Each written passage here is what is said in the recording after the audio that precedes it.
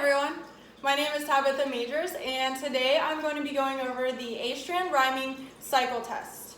This test measures cardiovascular fitness, which is one of 5 health-related components of fitness. To begin this test, you want to make sure that you set your client up on the bike appropriately. You want to make sure that you have a recumbent bike if available. A recumbent bike has a backrest on it, which allows for more horizontal force. However, you can use a stationary bike if you need to. The other equipment you need is going to be a stopwatch and a stethoscope to monitor your client's heart rate. You will also need to make sure that your client is set up on the bike with their foot in the pedal, and you want it to be fully extended but not forcefully locked, and maintain a slight bend in the knee. The goal of this test is to get an estimated max VO2. The main objective for this test is to maintain a heart rate between 125 and 170 beats per minute.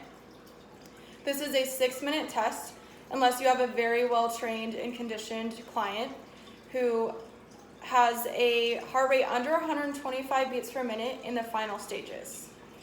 Then you would continue the test for another 6 minutes. You would want to first begin by allowing your client to have a warm-up. This would consist of no resistance at an RPM of 50 for 1 minute to get their muscles warmed up. You would then, depending on your client and their information, set the workload for your client.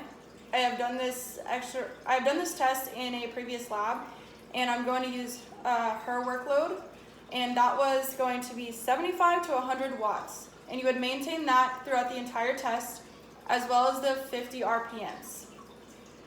At 20 seconds before each minute of the test, you want to go ahead and take a heart rate, and you're going to times that by 3 to get the heart rate per minute. At the end of the test, you want to make sure that you take off the resistance and you allow your client to pedal for a duration of 5 minutes to do a proper cool down. Finally, you will take your client's information and you will plug it into an equation to get an estimated max VO2. This will allow you to compare their estimated max VO2 to normative data and create a fitness profile for your client. Thank you for watching this today.